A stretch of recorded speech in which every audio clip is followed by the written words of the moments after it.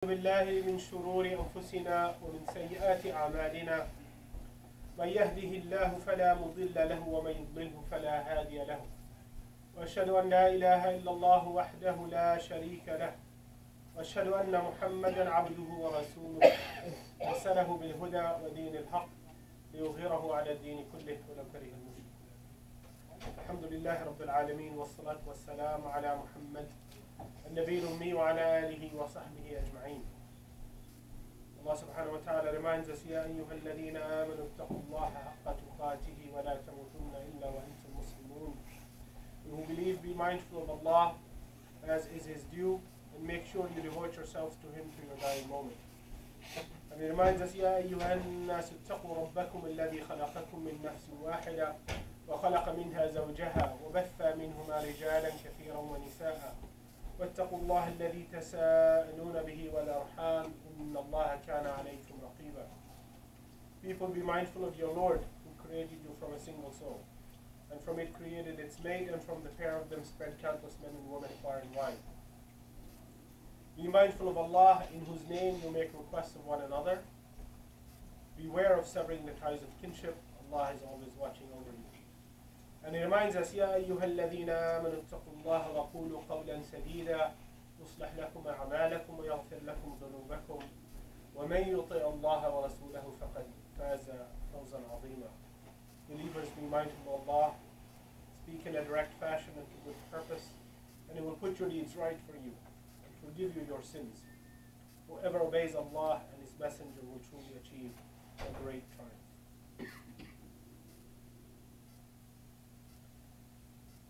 In my last khutbah to you a month ago, I spoke to you about the imperative of the Muslim American community being involved in civic life, in civic political life.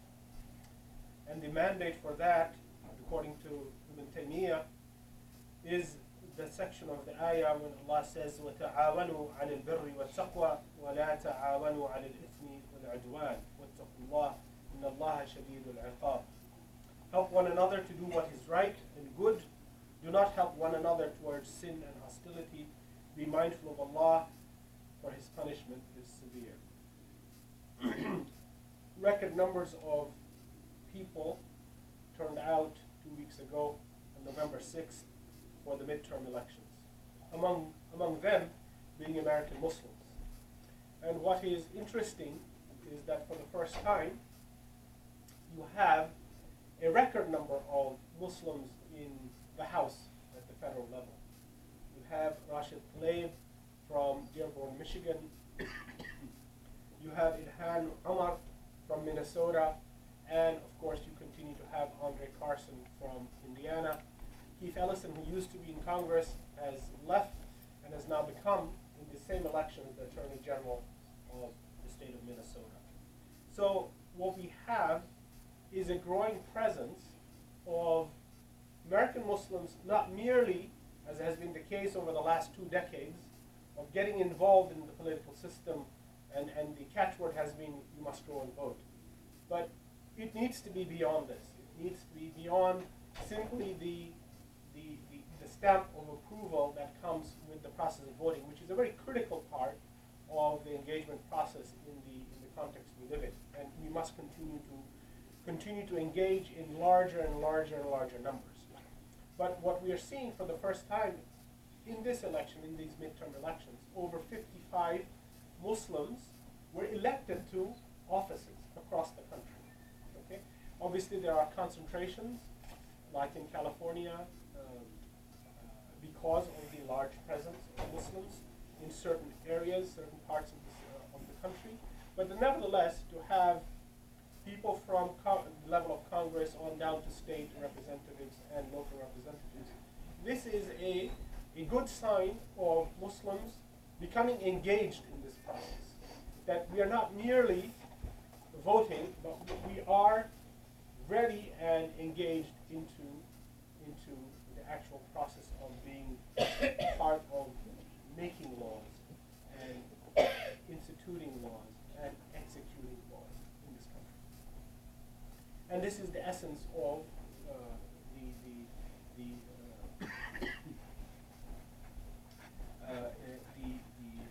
maxim when our ulama say dar al-mafasid and jalb al-masalih. That is the removal of harms from our society. This is an obligation. It's a collective fard kifaya on all of us as American Muslims to be involved in the removal of harms from society. And political engagement is a critical way of achieving that. And the institution of what is good, jalb al-masalih, or accruing of benefits. And this is critically important. So I'd like us to reflect on the fact that American Muslims have entered in the American political system in the process of serving, in elected positions. This is an important milestone. What we now have to do, because the next elections is 2 years away, and while there has been a significant change in Congress, in the House, the Senate continues to be occupied by parties and peoples who are very anti-support and anti-support of people of America, those who need help. Right? What do I mean by that? What I mean is that the American Muslim community needs to become focused on the larger issues that impact America, that impact our country. Because this is the essence of the al-mafasid and jalb al-masalih. This is the essence of removing harms and promoting good. That the good should not be limited to the good that is narrow, that is for American Muslims only. Right? Islamophobia is a big problem. Islamophobia is something, it's hate directed at Muslims. But it has roots. Islamophobia is merely the latest manifestation of a much bigger and a much more endemic problem in American society, and that is called racism. That is called racism. So Muslims, American Muslims, and I'm talking now about immigrant Muslims, right? Because immigrant Muslims are up in arms if you study the American Muslim community about Islamophobia, but not so African American Muslims. Do you know why? Because they've been experiencing this type of racism for the last 400 years. Right? 1/3 of those who were brought over from West African countries as slaves to the American continent, you are aware, were Muslims, whose Islam was crushed in the process of the intense institution and the egregious institution of slavery. So what we have to recognize, both as the broader American Muslim community, but in particular as the immigrant Muslim community, is that we need to understand the larger issues. The Prophet ﷺ united people on broad issues, not on narrow issues, but on broad issues. Issues that promoted the well-being of all peoples. Peoples who followed the Prophet ﷺ, and the people who actually opposed the Prophet. Even though they opposed him, not understanding the breadth and depth of his message, and the breadth and depth of the institution that as a Prophet ﷺ he was appointed to roll out and to build. So this is very important to understand, that American Muslims must be involved with larger issues that unite people. So what are these larger issues? Very briefly, right? This is not a forum to discuss these in detail, but this is a forum to understand that these are larger issues. Healthcare. Healthcare reform in this country, it's a mess. It's the most richest country in the world that has a huge healthcare problem, where large portions of the American society are either with inadequate healthcare or no healthcare. As people of values, that's who you are as American Muslims. And as people of values, that's who Americans are supposed to be, people with values. Okay? To allow healthcare to stay out of the reach of large swaths of the American population is a tragedy, is a massive tragedy. So we must be involved in giving our input and in arguing and in positioning on what is healthcare that will benefit the largest amount of number of people. So this is very important. We need to be involved with and understand the huge impact on the environment due to global climate change. Right? As one rabbi friend of mine says, this is not global warming, this is global scorching. Right? This is global scorching. The earth is on fire.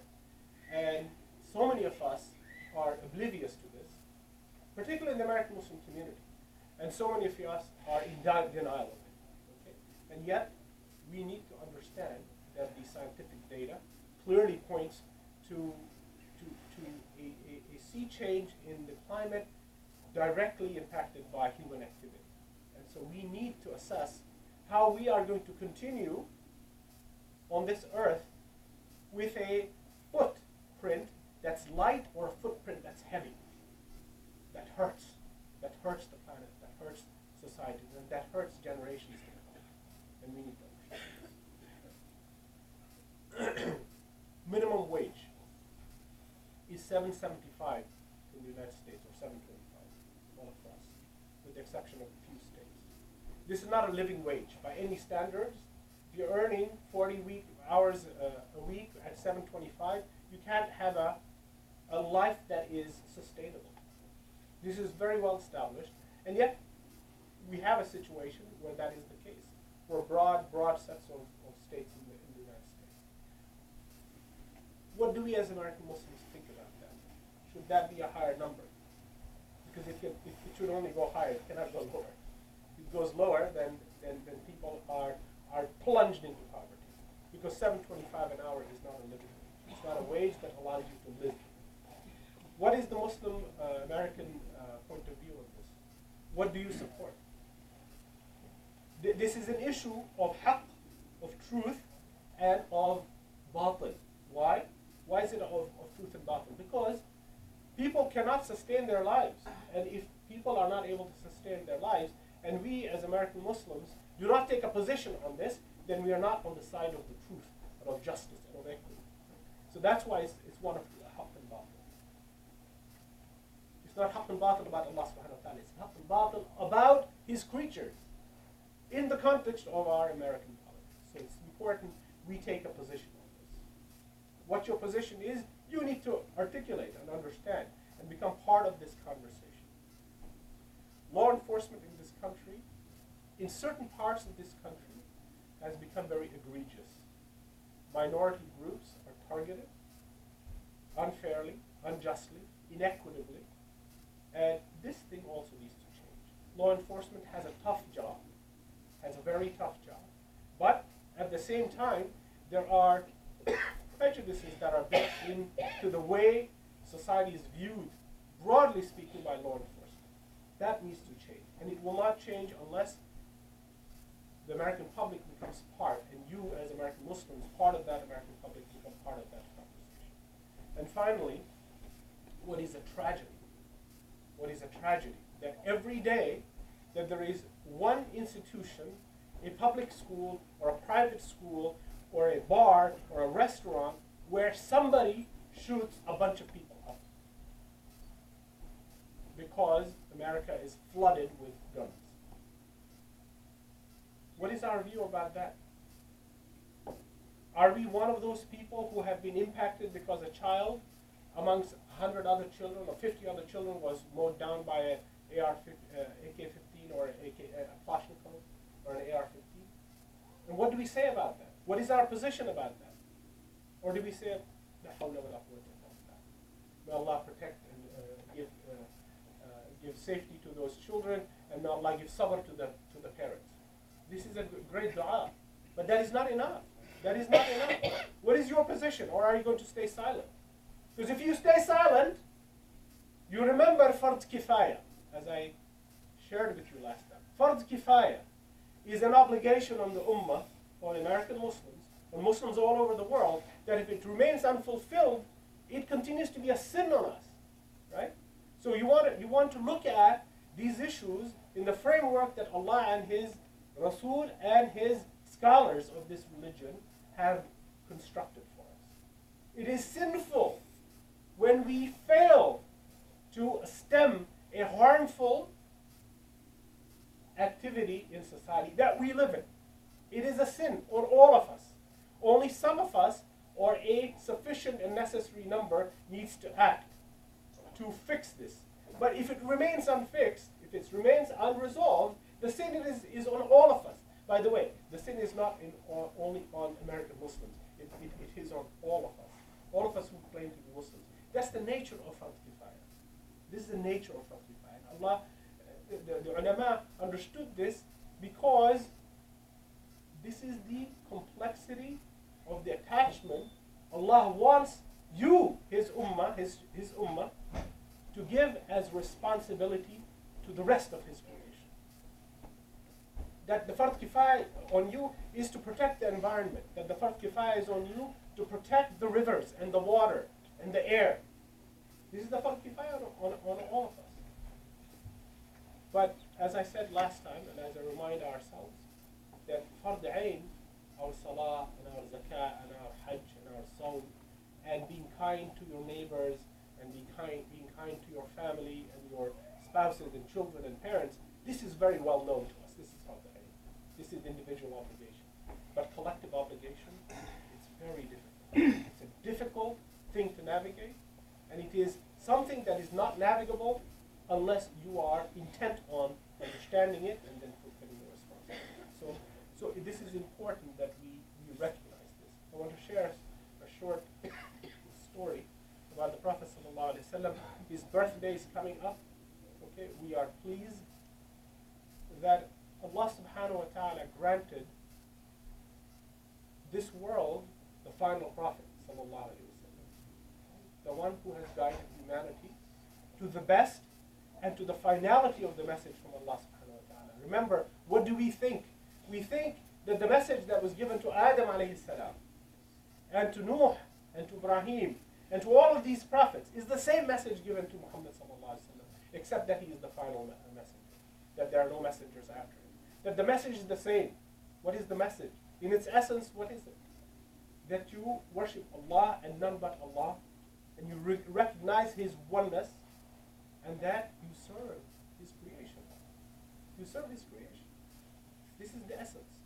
This is the essence of Islam. This is the essence of Islam given to all of these prophets. Okay?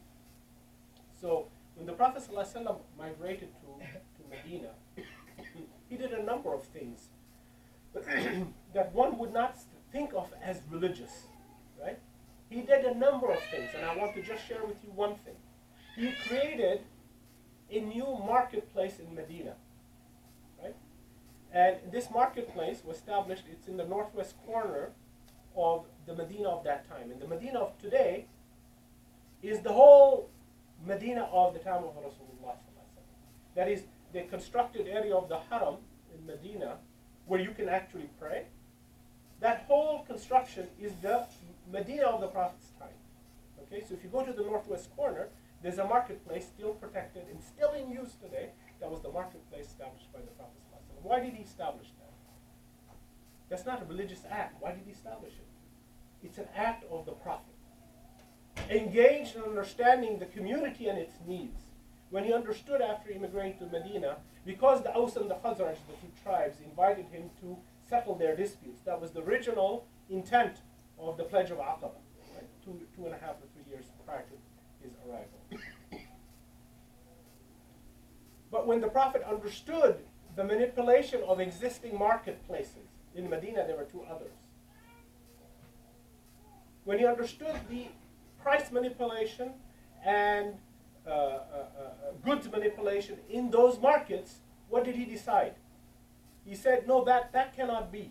He did not go fight those sellers and buyers in those marketplaces. He established an alternative. And the alternative was open to all. It was not a way to prevent people from trading, but it was a way to establish a new set of rules for the trading. Right? And so the Prophet institutionalized a new set of rules that were equitable, okay? Where measures were correct, where the goods were not manipulated in terms of their availability. The Prophet insisted on this. Right? And his companions helped him. The Ansar and the Muhajirin all helped in constructing this. And no one was prevented from coming into this marketplace. The reason I share this with you is that this is the prophetic model of engagement in a society. The Prophet doesn't sit in the minbar and in the masjid, and he built the masjid also, right? And simply preach. No, the Prophets, all of them, alayhim salam, acted in the thick of the society. And they changed the economic and political and social machinations of that society to take it to an equitable and a just path. Recognizing that there will be inequality, there will be inequity and inequity, right? Two different words. Recognizing that, you establish alternatives. That is our job. If you are going to be true to Muhammad sallallahu alaihi wasallam, if you're going to say you are the followers of the beloved of Allah, then you must act as the followers of the beloved of Allah, as the companions acted.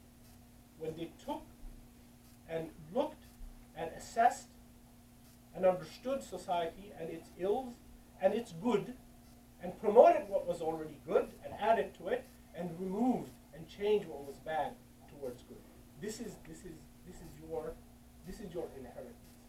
If you're going to call yourself the followers of the beloved, if you wish to be known to ourselves and to Allah subhanahu wa ta'ala as the followers of the beloved Muhammad sallallahu alaihi wasallam, then you must act accordingly. It is not merely lip service that you give. أقول قولي هذا واستغفر الله.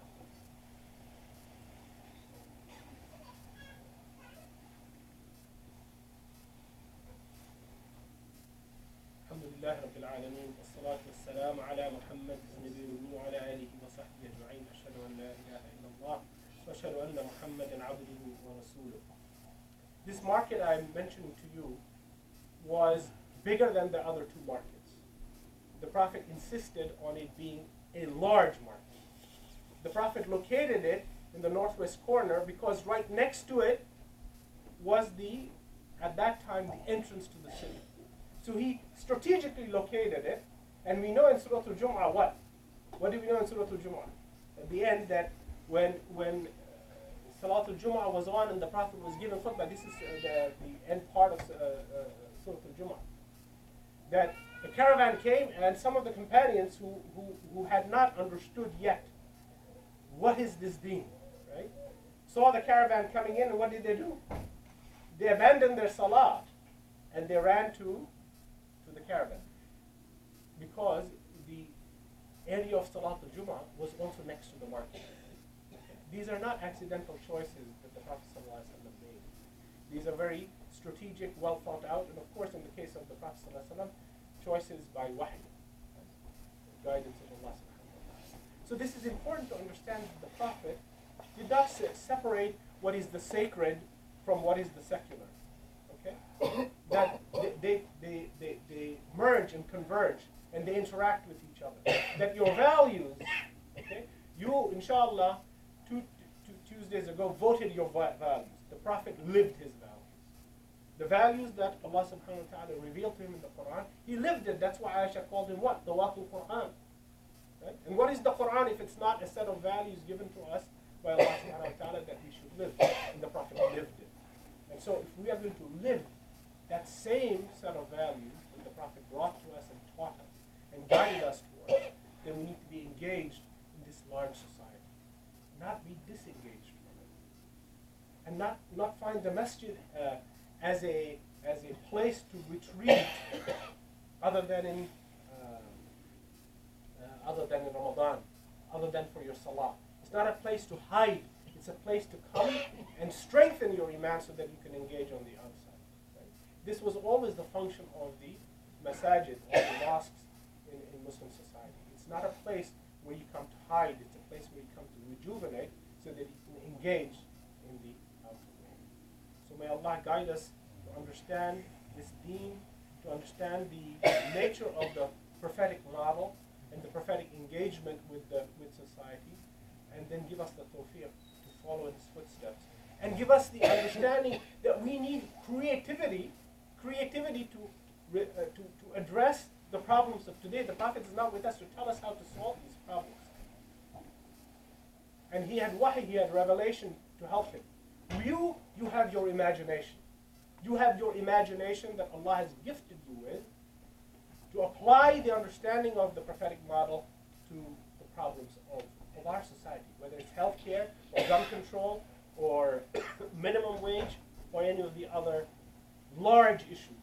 Issues that unite you with the rest of society, not because they're Muslims, not because you're Christians, but because you have a set of values that benefits everybody, because everybody else, like you, are human beings. Like you are human beings. The Prophet's market wasn't blocked and was not exclusively for those who were his followers. It was open. It was open. Wasn't he afraid that there was going to be corruption? Yes. What did he do? He put people who monitored. Unlike in the other two markets, he put people who monitored to make sure that corruption wouldn't creep in. And that's the engagement with society. It's not based on fear. It's based on the fact that if you put good things in place, people of good values will respond to it in time. And that marketplace grew very fast. It grew very fast. Interest in trading in that marketplace, as opposed to the other two marketplaces, grew. Because it became clear within a few short weeks to months that there was equity and monitoring of equitable behavior by both the buyers and the sellers. And that is what you can be part of providing. Allah subhanahu wa ta'ala guides us to that which is best. But it is up to us to take that guidance and then use Allah's gift of intelligence and Allah's gift of imagination to find those right solutions. إن الله وملائكته يصلون على النبي يا أيها الذين آمنوا صلوا عليه وسلموا تسليما اللهم صل على محمد وعلى آل محمد كما صليت على إبراهيم وعلى آل إبراهيم في العالمين إنك حميد مجيد ربنا آتنا في الدنيا حسنة وفي الآخرة حسنة وقنا عذاب النار ربنا لا تزغ قلوبنا بعد إذ هديتنا وهب لنا من لدنك رحمة إنك أنت الوهاب عباد الله إن الله يأمر بالعدل والإحسان وإيتاء ذي القربى وينهى عن الفحشاء والمنكر والبغي يعظكم لعلكم تذكرون